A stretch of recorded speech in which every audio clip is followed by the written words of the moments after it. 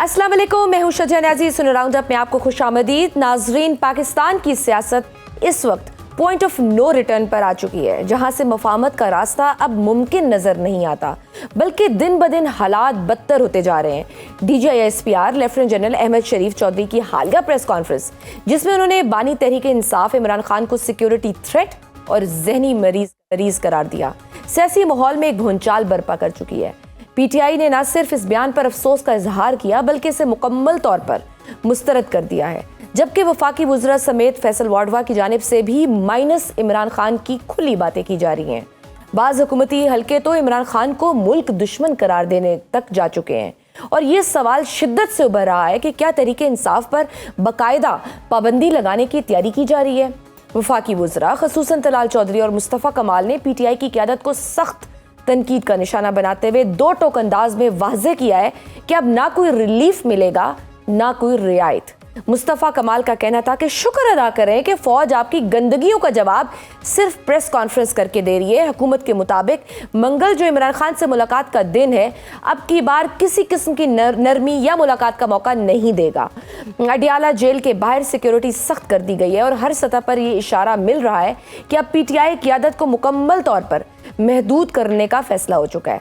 हुकूमत में मौजूद वाहिद शख्स राना सनाउल्लाह थे जो मुज़ाकरात की बात करते रहे, मगर उनकी जानिब से भी अब वाज़ेह बयान सामने आ गया है कि अब PTI से मुज़ाकरात का कोई इम्कान नहीं है। इसी दौरान इलेक्शन कमीशन ने बैरिस्टर गौहर अली खान को PTI चेयरमैन तस्लीम करने से इनकार करके जमात को एक नए कानूनी और सियासी बहरान में धकेल दी। ऐसे में सवाल यह है कि पाकिस्तान की सियासत का मुस्तकबिल क्या है? क्या तहरीक इंसाफ पर पाबंदी लगाने की राह हमवार हो रही है? क्या पहले मरहले में खैबर पख्तूनख्वा की हुकूमत ख़त्म करके गवर्नर राज नाफिज किया जाएगा? और सबसे अहम, क्या PTI इस तमाम दबाव के बावजूद सियासी मुज़ाकरात की तरफ जाएगी या फिर मुज़ाहमत का रास्ता इख्तियार करेगी? इस सब पर बात करने के लिए हमारे साथ मौजूद हैं सीनियर तज्ज़ियाकार सुहेल वराइट साहब। सर, आपको वेलकम करती हूँ सुनो राउंड अप में। सुहेल साहब, सबसे पहले आपके आज के कॉलम सियासत का खात्मा की तरफ आते हैं। आप क्या समझते हैं, क्या वाकई पाकिस्तान एक हार्ड स्टेट की शक्ल इख्तियार कर चुका है, जहां रिवायती सियासत और मुखालिफ आवाज़ों के लिए जगह जो है वो मज़ीद तंग होती जा रही है? देखिए, ये तो आने वाले दिनों में पता चलेगा कि क्या रुख इख्तियार करता है, लेकिन सियासत का मुकाबला सियासत से होना चाहिए, जुर्म का मुकाबला जुर्म से होना चाहिए। जो मामला जिस तरह का है उसी तरह से डील होना चाहिए। अगर सियासत जबर से तो ख़त्म नहीं हो सकती, ताकत से नहीं ख़त्म हो सकती। यही तारीख का हमें सबक है, तो मैं तो वही बात कर रहा हूँ। बिल्कुल सही। सर, कुछ अर्सा पहले भी निज़ाम की तब्दीली की बाज़गश्त सुनाई देती रही। अब अमली का भी जा रहा है कि पूरी अपोजिशन को साइडलाइन कर दिया गया हुआ है। यहाँ तक कि वफाकी वज़रा भी अब इशारे कर रहे हैं कि जी तहरीक इंसाफ पर पाबंदी लग सकती है। फैसल वाडवा का तो ये भी कहना है कि माइनस इमरान या होगा या फिर पूरी PTI माइनस होगी। आपके ख्याल में आजकल किसी को माइनस करना इतना आसान है? मेरा ख्याल है कि जो माजी के हमारे तजर्बात हैं, नवाज शरीफ को माइनस करने की कोशिश की गई, बेनज़ीर भुट्टो को माइनस करने की कोशिश की गई, भुट्टो को माइनस करने की कोशिश की। भुट्टो के ज़माने में मुस्तफ़ा जतोई को तोड़ लिया गया, मुमताज़ को तोड़ लिया गया, पीरज़ादा को तोड़ लिया गया, लेकिन वोट बैंक ना टूट सका। और 11 साल की कोशिश के बाद फिर पीपल्स पार्टी जीत गई थी। तो इसलिए मेरा ये ख्याल है कि इस सियासत का मुकाबला सियासत से होता है। सियासत का जो मुकाबला है वो इस तरह से नहीं होता। You have to win over the people. ठीक है, आप लोग सियासी तौर पर बदल जाते हैं, लेकिन आपको उनको विन करना पड़ता है। अगर आप उनको विन ना करें तो वो नहीं तब्दील होते। तो सर, फिर ये विन किस तरह से किया जाए? क्योंकि यहाँ तो फिर जिस किस्म की गुफ्तगू हो रही है, जिस किस्म की धमकियाँ लगाई जा रही हैं, अभी जैसा खैबर पख्तूनख्वा में गवर्नर राज की बात, अब सिर्फ हम देख रहे हैं बयानात तक महदूद नहीं रही। वफाक ने तो खुले लफ्ज़ों में कहा है कि उस पर गौर हो रहा है। क्या सूरत हाल यहाँ तक पहुँच गई है कि अक्सरियत रखने वाली मुंतखब हुकूमत को इस तरह ख़त्म कर दिया जाए? और क्या ये इतना आसान है गवर्नर राज का नफाज? अवामी रद्द-ए-अमल आपकी नज़र में क्या हो सकता है? क्योंकि इस तरह के स्टेप्स ऑब्वियसली वो मज़ीद सिचुएशन ख़राब ही होगी। میرا خیال ہے کہ اگر اس کے لیے دیکھیں اگر تو سیاسی حل سوچیں تو سیاسی حل تو یہی ہے کہ اسمبلی کے اندر سے کوئی نو کانفیڈنس موو آوے یا کچھ وہاں پر اگر واقعی حالات خراب ہیں تو یہ وہاں کے ارکان اسمبلی کو بھی محسوس ہونا چاہیے اور تاکہ وہ ریئیکٹ کریں. وہ تو اس طرح کا ریئیکشن پہلے پیدا ہو تو پھر اس طرح کی بات کی جا سکتی ہے. اور دوسرا گورنر راج جو ہے وہ 18ویں ترمیم کے بعد آلموسٹ امپاسبل ہو گیا ہے. مطلب وہ شک ضرور موجود ہے لیکن اس کے لیے اتنی ٹرمز اینڈ کنڈیشن سخت ہیں کہ گورنر راج لگانا مشکل ہے. ہاں یہ درست ہے کہ اگر بہت ہی حالات خراب ہو جائیں تو گورنر راج جس طرح آئین کے اندر ہر مسئلے کا حل موجود ہوتا ہے تو وہ موجود ہے حل، لیکن اس کے لیے شرائط سخت ہے. اور پھر آپریشن کے دوران میرا نہیں خیال کہ جب آپریشن ہو رہا ہے کے پی میں ادھر سے افغان شرط پسند آ رہے ہیں اور اس وقت وہاں پہ جو برسر اقتدار پارٹی ہے اس کو اگر ہٹا دیا جائے تو اس سے اور پھر پیچیدگیاں پیدا ہو سکتی ہیں. لیکن سر یہاں تو ہم اپوزٹ ہی دیکھ رہے ہیں، معاملات تو اس حد تک سخت ہو چکے ہیں کہ D J S P R نے اپنی پریس کانفرنس میں عمران خان صاحب کو ذہنی مریض بھی کہا اور پھر پہلی بار کھل کر انہوں نے نیشنل سیکیورٹی تھریٹ قرار دیا، ذہنی مریض اس طرح کی باتیں کی. آپ کو کیا لگتا ہے کہ اب عمران خان اور اسٹیبلشمنٹ کے درمیان معاملہ واقعی پوائنٹ آف نو ریٹرن پر پہنچ چکا ہوا ہے؟ یہ تو کافی عرصے سے پہنچ چکا ہے. یہ اس کا ایک اظہار تھا اور دوسری طرف اس میں ایک خاص بات یہ تھی نا کہ یہ چیز ڈیل کرنی چاہیے تھی سیاستدانوں کو جو مخالف ہیں، جو حکومت میں بیٹھے ہیں. اس کی وجہ یہ ہے کہ اس حد تک معاملات میں نہیں ہونا چاہیے جو اس قدر سختی اور یہ طریقہ کار. اگر اس کا سیاسی جواب دیا جاتا تو زیادہ بہتر تھا. سر لیکن وہ کیوں ڈیل کریں گے؟ وہ تو اس پورے سیٹ اپ کے سب سے بڑے بینیفیشری ہیں، ان کو تو سوٹ کرتا ہے. یہ درست ہے کہ ڈیل تو کوئی نہیں کرتا لیکن ان کو بھی یہ دلچسپی تو ہے نا کہ سسٹم چلے. ان کو یہ دلچسپی تو ہے نا کہ ان کو لیجیٹیمیٹ مانا جائے. ان کو یہ دلچسپی تو ہے نا کہ وہ اب کچھ گورننس دکھائیں. ان کو یہ دلچسپی تو ہے نا کہ جو ہر جگہ پر انہیں ریزسٹنس مل رہی ہے اس میں کچھ کمی ہو. تو یہ کافی ہے ایسی چیزیں.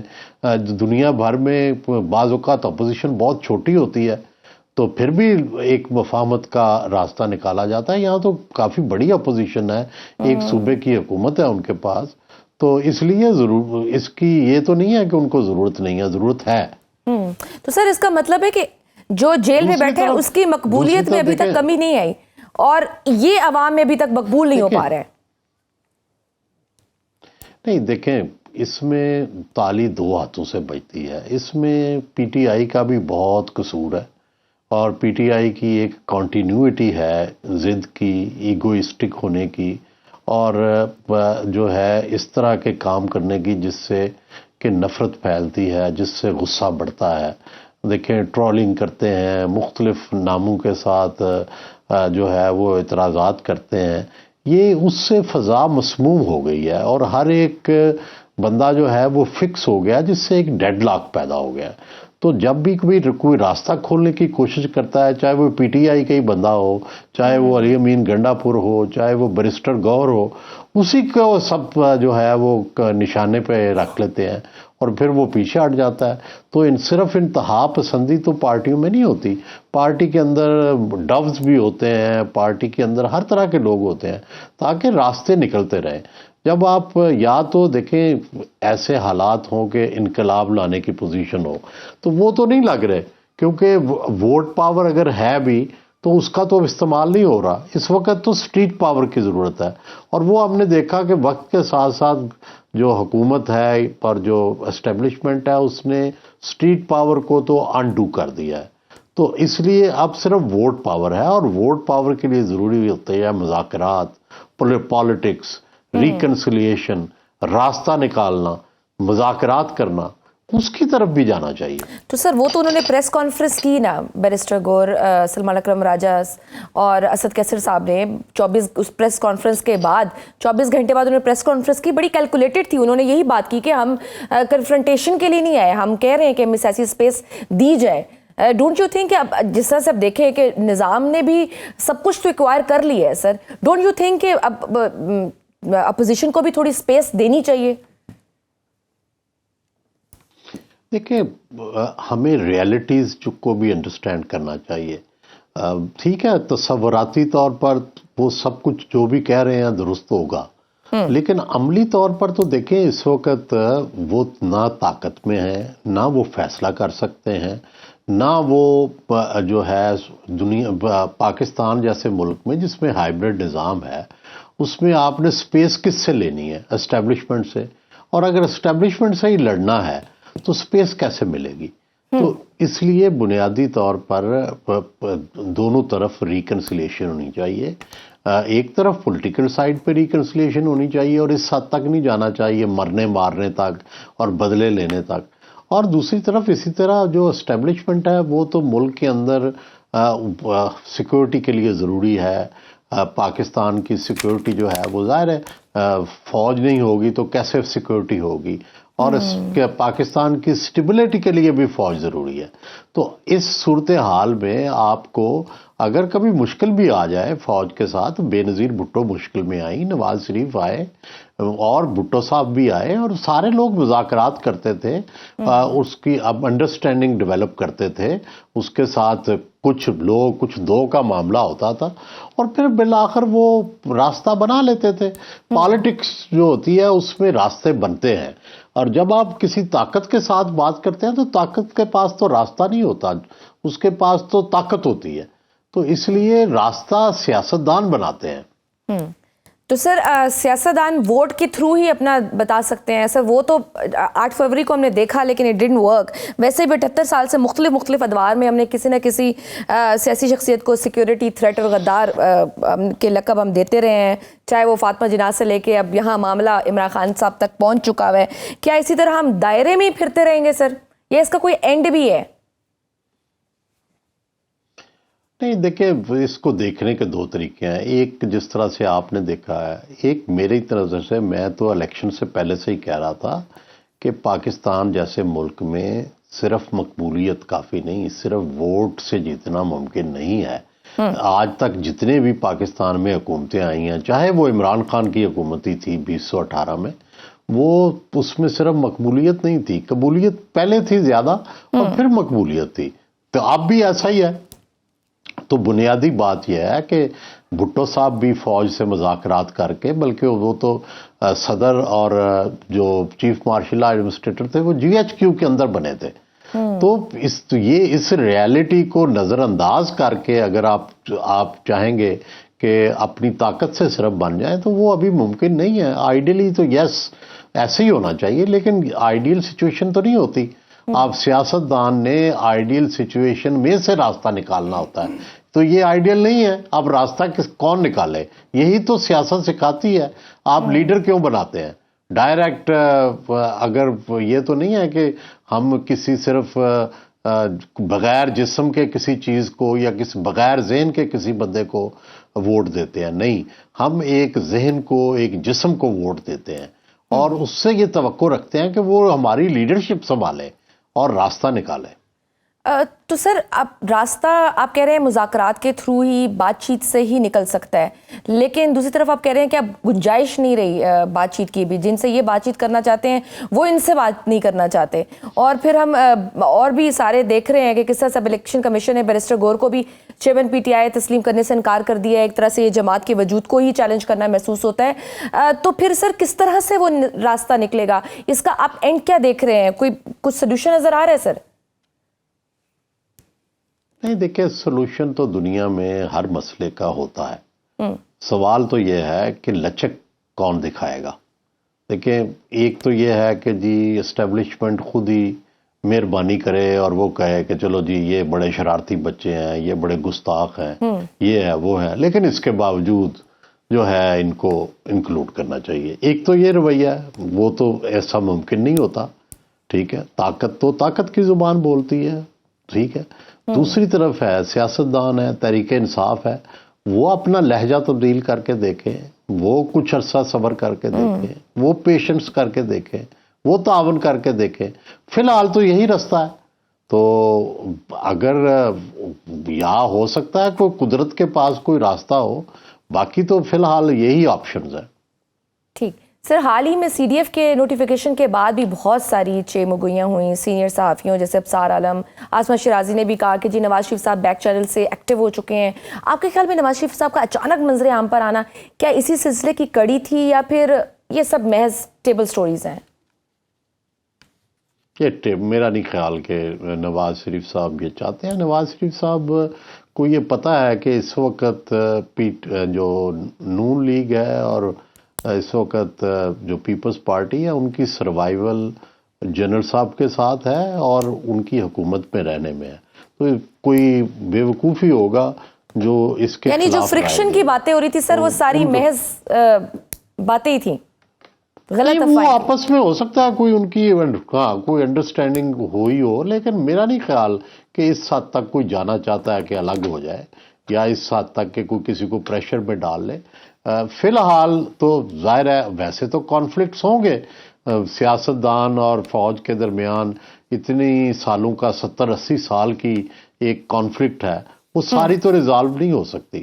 لیکن بنیادی بات یہ ہے کہ پی ٹی آئی جو ہے وہ بجائے پولیٹیکل سپیس حاصل کرنے کے وہ اپنی پولیٹیکل سپیس ختم کر رہی ہے. آپ مجھے بتائیں، فرض کریں کہ نون یا پیپلز پارٹی چاہتی ہیں کہ تحریک انصاف کے ساتھ مل جائے یا اس کو ریلیف دینے کریں، فرض کریں. اچھا، تو پہلی تو بات یہ ہے کہ وہ حکومت سے فارغ ہو جائے، یعنی فوج سے لڑ لیں، یہ مشورہ دیا جائے انہیں. دوسرا مشورہ یہ ہے کہ وہ ریلیف ظاہر ہے تبھی دے سکتے ہیں نا کہ اگر مقتدرہ بھی ان کے لیے کچھ نرم دلی کرے. تو عمران خان اگر یہ توقع کریں کہ بھئی وہ فوج کو چھوڑ کے میرے ساتھ آ جائیں تو انہیں فوج سے عمران خان سے کیا ملے گا؟ اور پھر دوسری طرف عمران خان کسی کو معاف کرنے کو تیار نہیں ہے، نہ وہ پیپلز پارٹی کو معاف کرنے کو تیار ہے، نہ وہ نون کو معاف کرنے کو تیار ہے، نہ وہ جو موجودہ مقتدرہ ہے اس کے نام لے کے کسی کو معاف کرنے کو تیار ہے. تو پھر یہ توقع کہ کوئی مصالحت ہو جائے گی کیسے ممکن ہے؟ ٹھیک سر، لاسٹ کوشچن اگر آپ کے پاس ٹائم ہے تو 28ویں آئینی ترمیم کے حوالے سے بھی کہا جا رہا ہے کہ اس کے بعد ریاستی ڈھانچہ اس حد تک بدل دیا جائے گا کہ موجودہ نظام مزید 10 سال آسانی سے چل سکے گا. اس حوالے سے کیا واقعی ہم صدارتی یا ٹیکنوکریٹ نظام کی طرف بڑھ رہے ہیں؟ میری تو اس پہ ریزرویشنز ہیں. لیٹ 28th امینڈمنٹ کم اور پھر پتہ لگے کہ کیا ہے. ابھی تو ایک مفروضہ ہے نا، تو مفروضے پہ تو بات نہیں ہو سکتی. لیٹ 28th امینڈمنٹ کا کوئی مسودہ آئے، اس پہ بات ہو، پھر ڈیفینیٹلی بات کریں گے. ٹھیک، بہت شکریہ آپ کے وقت کا. سینئر ضیاءکار رائے صاحب ہمارے ساتھ موجود تھے. ناظرین، وقت ہے چھوٹی سی بریک کا، دیکھتے رہیے snow round up. Welcome back to snow round up. ناظرین، پاکستان میں سیاست کی طرح معیشت بھی ہچکولے کھا رہی ہے. جہاں ایک طرف بین الاقوامی اداروں سے ملنے والی امید افزا پیش رفت ہے تو دوسری جانب عوامی اعتماد اب بھی نچلی سطح پر جمع ہوا ہے. آج IMF ایگزیکٹو بورڈ پاکستان کے لیے $1.2 ارب کی اگلی قسط کی منظوری پر غور کرے گا. اس قسط میں $1 ارب کا قرض اور $20 کروڑ کی کلائمیٹ فائنینسنگ شامل ہے. پاکستان نے تمام شرائط پوری کرتے ہوئے governance and corruption diagnostic report بھی جاری کر دی ہے. یہ پیش رفت وقتی سہارا ضرور ہے مگر زمینی حقائق عوام کے سامنے مختلف تصویر پیش کر رہے ہیں. Ipsos Pakistan consumer confidence index کے مطابق ملک میں معاشی اعتماد اب بھی انتہائی کم ہے. صرف 18% پاکستانی معیشت کو مضبوط سمجھتے ہیں اور ہر 5 میں سے صرف 1 شہری یہ مانتا ہے کہ ملک کی مجموعی معاشی حالت بہتر ہو رہی ہے. مہنگائی لوگوں کی سب سے بڑی پریشانی ہے جس میں مزید اضافہ ہو رہا ہے. ادھر SIFC کی کوششوں سے پاکستان اور ایران کے درمیان زرعی شعبے میں $40 لاکھ سے زائد کی مفاہمتی یادداشتوں پر دستخط ہوئے ہیں جو آنے والے دنوں میں تجارت اور روزگار کے نئے مواقع پیدا کر سکتے ہیں. اسی طرح ریمیٹنسز کی دنیا میں بھی پیش رفت سامنے آئی ہے. लंदन रेमिटेंस समिट में माहिरीन का कहना है कि अगर तमाम ज़र मुबादला कानूनी ज़राए से मुल्क आए तो हुजम 50 अरब डॉलर सालाना तक बढ़ सकता है। रोशन डिजिटल अकाउंट्स के जरिए अब तक 11 अरब डॉलर पाकिस्तान मुंतकिल हो चुके हैं। सऊदी अरब ने अपने 3 अरब डॉलर डिपॉजिट की मुद्दत में एक और तोसी देकर पाकिस्तान की अदायगी के तवाज़ुन को सहारा दिया है, जिससे इस माही की मजमूई बैरूनी अदायगियाँ कम होकर तकरीबन 1.86 अरब डॉलर रह गई हैं। दूसरी तरफ इक्तिसादी राब्ता कमेटी के सामने एक समरी मौजूद है जिसके तहत ऑयल मार्केटिंग कंपनियों और डीलर्स की मुनाफे बढ़ाने की तजवीज़ है, जिससे पेट्रोल और डीजल की कीमत में मजीद इजाफा होने का इम्कान है। आलमी मंडी में सोने की कीमतें नई बुलंदियों को छू रही है, जिसके असरात पाकिस्तान में भी वाज़ेह हैं और दुनिया की ऑटो मार्केट में भी चीन का पेट्रोल गाड़ियों का सैलाब जारी है, जिसके असरात पाकिस्तान में भी दिखाई दे रहे हैं। चीन में इलेक्ट्रिक गाड़ियों की बढ़ती हुई मकबूलियत ने न सिर्फ गैर मुल्की ऑटो मेकर्स को शदीद मुतासिर किया है, बल्कि कई चीनी रवायती कारसाज कंपनियों की पेट्रोल गाड़ियों की फरोख्त भी गिर गई। मकामी मार्केट में दबाव बढ़ने के बाद चीनी कंपनियों ने वही गाड़ियां बड़े पैमानों पर बैरून मुल्क भेजना शुरू कर दी हैं। इसी दौरान पाकिस्तान ने रवा माली साल के पहले 4 माह में कारों की दरामदात में 30% इजाफा रिकॉर्ड किया है। जारी करदा इदादोशुमार के मुताबिक रवा माली साल जुलाई से अक्टूबर 2025 के दौरान दरामदात की मालियत 113 मिलियन डॉलर तक पहुंच गई है। क्या आलमी इशारियों के मुताबिक पाकिस्तानी अवाम रिलीफ महसूस कर पाएगी? मुल्क में बेरोजगारी और महंगाई का आखिर हल क्या है? इस सब पर बात करने के लिए हमारे साथ मौजूद है माहिर मईशत डॉक्टर इकरामुल हक। आपको वेलकम करती हूँ सुनो राउंड अप में। डॉक्टर साहब, पाकिस्तान ने IMF की अहम शर्त के तहत governance and corruption diagnostic report जारी कर दी है। आपकी नज़र में इस रिपोर्ट का जारी होना क्या हकीकी इस्लाहात की तरफ कदम है या सिर्फ टेक्निकल हद तक ज़रूरत पूरी की गई है ताकि किस्त ली जाए और फिर वही रूटीन जारी रख दी जाए? ये ज़्यादातर इम्कान तो यही हैं कि जो इस्लाहात होनी चाहिए वो एक दफ़ा फिर नहीं होंगी और ये महज एक तकनीकी रिपोर्ट ही बन के रह जाएगी। और इसके साथ अगर आप देखें तो जो सर्वे आया है अनएम्प्लॉयमेंट से रिलेटेड वो बहुत ही खौफनाक है। ये भी हम जारी नहीं कर रहे थे, मगर फिर ILO ने जब हम पे दबाव डाला कि कम से कम आप इतने साल गुजर गए आपने अपना कोई सर्वे ही जारी नहीं किया, तो वहाँ आप देखिए कि कितनी बड़ी तादाद में हमारे जो यूथ है वो अनएम्प्लॉयड है। अब जो चीज़ों की तरफ IMF इशारा कर रहे हैं सबका ताल्लुक एक ही बात से है कि अगर मुल्क में इन्वेस्टमेंट नहीं होगी, अपने लोग इन्वेस्टमेंट नहीं करेंगे तो बाहर से क्यों आएंगे? और इन्वेस्टमेंट क्यों नहीं हो रही? हमें तो कम से कम 20% इन्वेस्टमेंट चाहिए अपनी GDP की हर साल, ताकि हम 3 मिलियन यंग लोगों को ही नौकरी फराहम कर सकें। अब ये तो वो हकायक है जो सबके सामने है। अब इसकी तरफ IMF ने कोई अपनी रिपोर्ट में इसका जिक्र नहीं किया, मगर ये जाहिर है कि वो जिस गवर्नेंस का रोना रो रहे हैं उसमें तो वो खुद भी बहुत हद तक जिम्मेदार हैं, क्योंकि इन्हीं के प्रोग्राम्स की वजह से यहाँ पे ये रेंट सीकिंग रही। चूंकि आपको मालूम होगा कि 5 खरब के जो टैक्स एग्जम्पशंस थी वो हासिल थी बराज याफ्ता तबकात को, मगर इस रिपोर्ट में भी उसका जिक्र एक सिर्फ लाइन में किया है कि अखबारी खबर के मुताबिक ये है, हमें IMF ने कहा कि हमें FBR मुतमिन ही नहीं कर सका कि दरअसल इसका हुजम कितना है। अब आप अंदाजा लगा लीजिए कि एक तरफ तो आप और हम पे इतना ज्यादा टैक्स लगा दिया गया, संतों को बंद करवाने के दर पे हैं और हर तरह की जो है वो ज्यादती कर रहे हैं टैक्स कलेक्शन में। बल्कि ये बात तो SIFC के जनरल साहब ने भी फरमा दी और पब्लिक में कह दी।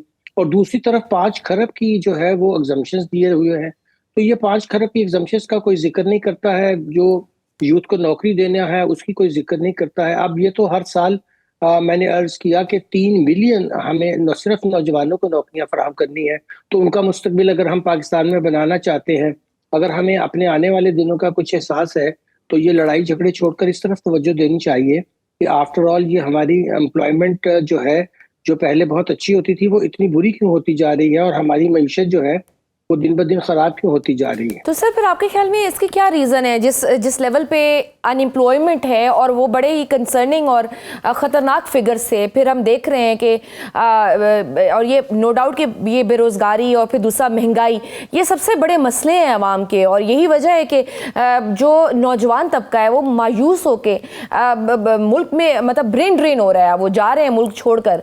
आपके मुताबिक गुज़श्ता 4-5 सालों में कौन सी गलत पॉलिसियाँ थी जिनके नताइज आना शुरू हुए हैं कि हर तरफ हम देखें तो एक मिसट्रस्ट है, मायूसी है? हमने इन्वेस्टमेंट शुक्रिया। इन्वेस्टमेंट की तरफ हमने तवज्जो नहीं दी और हमने सोचा कि कर्जे लेते रहेंगे और ये जो कर्ज की मैं पी रहे हैं इससे एक दिन हमारी जो फाका मस्ती है वो रंग लाएगी।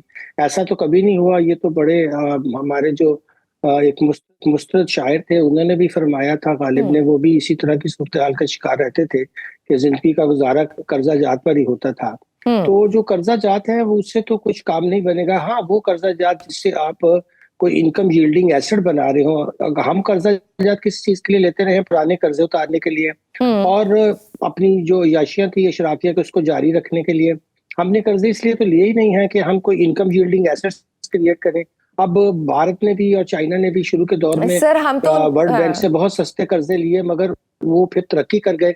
हमने कोशिश नहीं की कि हम इस तरफ तवज्जो दें। सबसे बुनियादी मसला हमारे यहाँ दो है। एक ये है कि इन्वेस्टमेंट और रोजगार। जब तक आप नई नई सनतें नहीं लगाते जो ऑलरेडी मौजूद है उनके अंदर आप जो है वो रिसर्च एंड डेवलपमेंट नहीं करते, उनमें इनोवेशन नहीं लाते हैं, अपनी एग्रीकल्चर को मॉडर्न लाइन्स के ऊपर नहीं लेकर जाते हैं, तो फिर पाकिस्तान सिर्फ कर्जों पर ही चलता रहेगा। और आपने देखा कि पिछले साल भी एफबीआर ने जितना टैक्स इकट्ठा किया उससे ज्यादा तो हमने सूद की मद में ही पैसा दे दिया। जाहिर है सूबों को उनका हिस्सा देने के बाद वफाक के पास तो इतने पैसे भी नहीं बचे थे कि वो सूद की रकम ही अदा कर सकते। तो उसके लिए भी हमें कर्जा लेना सर, जब हमारी सारी पॉलिसीज ही एलीट कैप्चर हो तो फिर किस तरह से रिलीफ मिलेगा एक आम इंसान को? जी बिल्कुल नहीं मिल सकता। देखिए ये तरीकाकार यही होगा कि आप टैक्सेस बढ़ाते जाएंगे और एक जमाना आएगा कि लोग टैक्स से भी बगावत कर देंगे। अभी लोगों ने बहुत ज्यादा इसके बारे में जो है वो गुस्से का इजहार करना शुरू कर दिया है। जब कभी खुदा न खास्ता फिर पेट्रोलियम प्राइसेस दुनिया में ऊपर गई और एकदम से झटका आया और हमारे रिजर्व भी इस काबिल नहीं होंगे कि उनको मीट कर सके और लोगों की जिंदगी और मुश्किल होगी, क्योंकि हम जो एक्सपोर्ट लेड ग्रोथ है उसके ऊपर तवज्जो ही नहीं दे रहे हैं। उसके लिए तो हमें अपने नौजवानों को वैल्यू एडेड जो है वो एक्सपोर्ट्स की सर्विसेज का लिए तैयार करना पड़ेगा। अभी वो बहुत छोटी रकम लेकर बस वेबसाइट से आगे ही नहीं बेचारे बढ़ सके हैं। आप किसी भी नौजवान से पूछे कि वो किस किस्म की फ्री लांसिंग कर रहा है सवाए वेबसाइट बनाने के, वो तो अब एआई भी बना दिया करेगी। तो कुछ दिनों में हम देखेंगे कि इधर भी बहुत बड़ा क्राइसिस आएगा, क्योंकि बहुत सा काम जो पहले ह्यूमन बींग्स कर रहे थे वो अब आर्टिफिशियल इंटेलिजेंस से होगा। तो हमें वो दिमाग चाहिए जो आर्टिफिशियल इंटेलिजेंस के प्रोग्राम बना सके, जो वैल्यू एडेड प्रोग्राम बना सके। और ये इस बात सिर्फ एआई की हद तक नहीं है, ये हर जगह इस्तेमाल होगी, चाहे आपकी सनतें हों, चाहे वो आपकी ज़राअत हो, हर जगह आपको मॉडर्न जो है वो मॉडर्न टेक्नोलॉजी की तरफ जाना पड़ेगा। नाफिज करना होगा। हम इंफॉर्मेशन ले लेते हैं मगर फिर हम उसको हासिल करने के बाद अमली तौर पर नहीं करते पाते। सर, SIFC के जरिए ईरान के साथ ज़राई शोबे में $40 लाख की मफाहमती यादाश्तें भी हुई हैं। क्या ये हुजम पाकिस्तान की असल ज़राई सलाहियत के मुताबिक है या हम अभी भी बहुत पीछे हैं, क्योंकि अवाम का एक ही मुतालबा है कि रिलीफ हम तक नहीं पहुंचता? ये मुआहदे, ये इशारे हर हुकूमत जारी करती है मगर अवाम की हालत बदतर से बदतर होती जा रही है।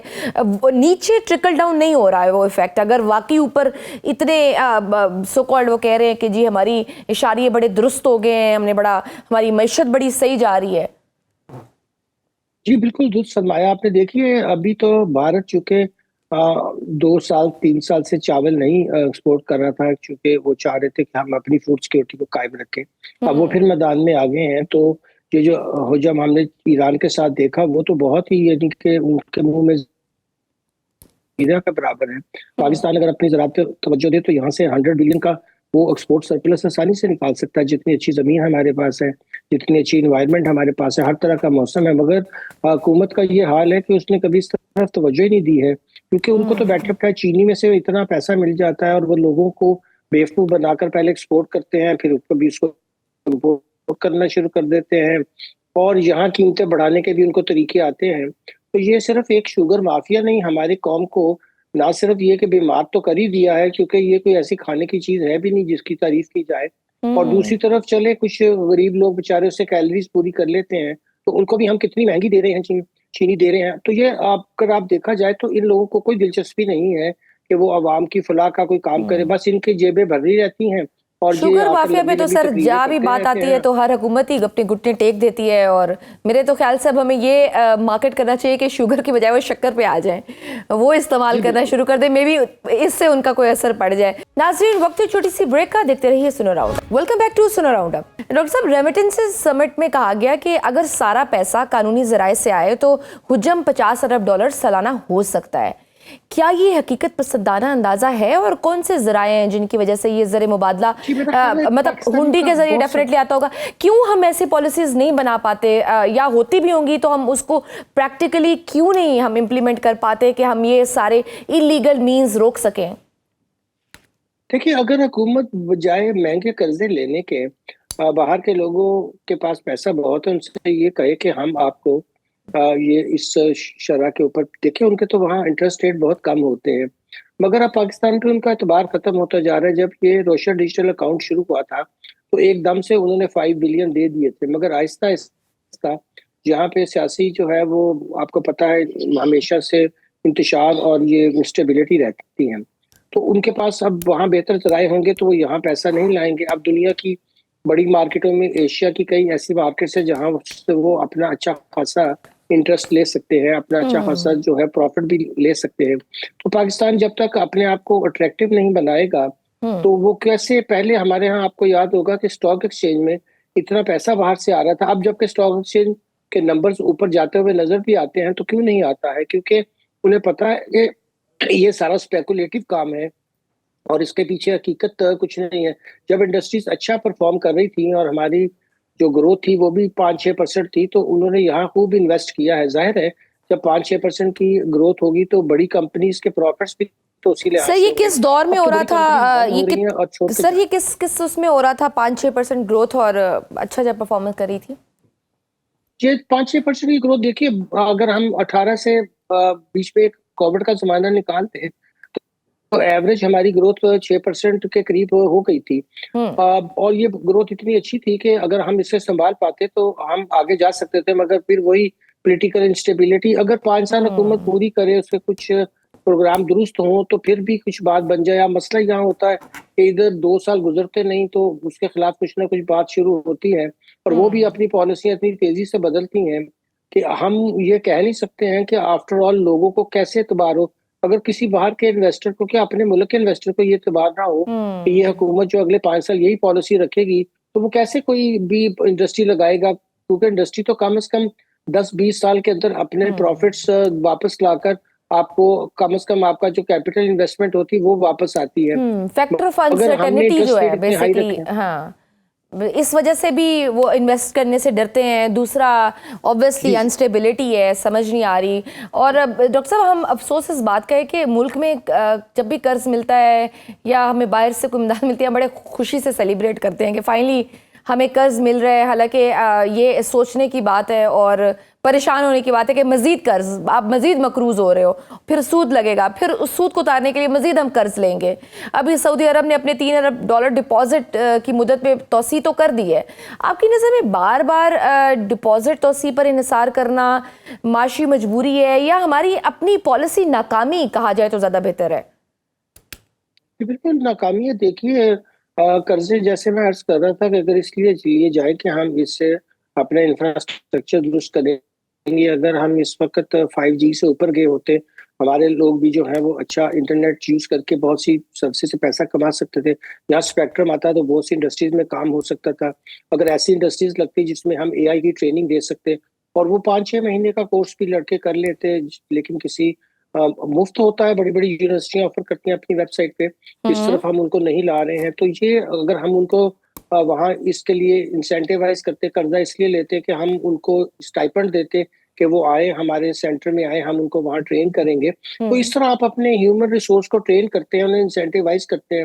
اب بہت سے ملکوں میں یہ ہوتا ہے کہ انڈسٹری جنہیں IT کے لوگ چاہیے ہوتے ہیں، وہ اسکولس کو جو ہوتے ہیں IT کے یا یونیورسٹیز ہیں ان کو خود پیمنٹس کرتی ہیں کہ آپ اتنے ہمیں نوجوان تیار کر دیجئے۔